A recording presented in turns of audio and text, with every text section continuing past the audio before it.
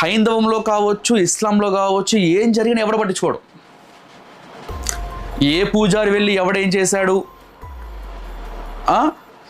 ఏ గుళ్ళో ఏం జరిగింది, ఎన్ని న్యూస్లు వచ్చినా ఏది జరిగినా కానీ ఎవడు హైలైట్ చేయడు, ఎవరు చేయరు, సైలెంట్గా ఉంటారు. ఎందుకంటే ఏమన్నా అలాంటివి చేస్తే తంతారు కాబట్టి, వాళ్ళకి వ్యూస్ రావు కాబట్టి, వాళ్ళ ఛానల్ పడిపోతుంది కాబట్టి.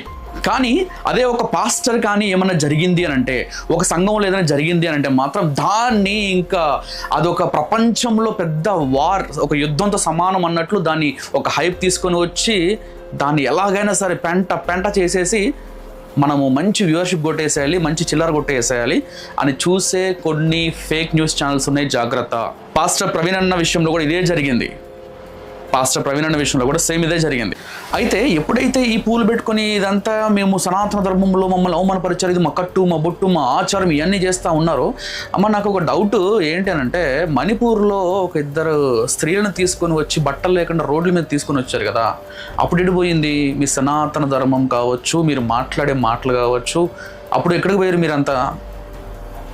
సరే, రీసెంట్గా ఒక బీజేపీ నాయకుడు రోడ్డు మీద చండాలం చేశాడు కదా, మరి ఆమె విషయంలో ఎందుకు ఎవరు మాట్లాడలేదు?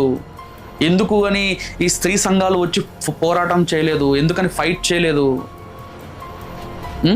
ఒక ఆమె అంటుంది, రాధా మనోహర్ దాస్ అయితే వీళ్ళందరూ కరెక్ట్గా సెట్ అవుతాడు, రాధా మనోహర్ దాస్ అయితే కరెక్ట్గా సెట్ అవుతాడా?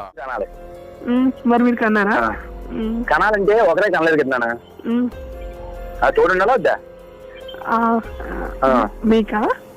మరి ఎవరికైనా ఓకే. ఒక చేతితో చప్పట్లు వస్తాయా? లేదు. ఇది కూడా అంతే. నేను 100 మందిని కందాం అనుకుంటున్నాను. Are you ready? నేను 100 మందిని కందాం అనుకుంటున్నాను. Are you ready? చూడలేదా ఇది? అప్పుడు మరి ఏ సంఘాలు, ఏ స్త్రీ సంఘాలు ఎవరు బయటకు వచ్చి ఎందుకు మాట్లాడలేదు? మాట్లాడితే ఆ ఛానల్ వాళ్ళని తంతారు కాబట్టి, ఆ ఛానల్స్ క్లోజ్ అవుతాయి కాబట్టి ఎవరు మాట్లాడరు. గరికపాటి గారు ఏమంటారో తెలుసా?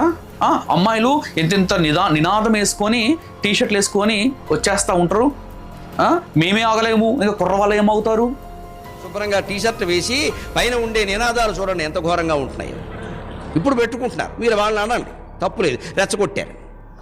శుభ్రమైన టీషర్ట్ వేసేటువంటి అన్నీ కనపడేలాగా దాని మీద నినాదం, ఇంకా అవతల వాడు ఎలా అవుతాడు, 18 ఏళ్ళవాడు, 55 ఏళ్ళవాడు, మేమే ఆగలేము.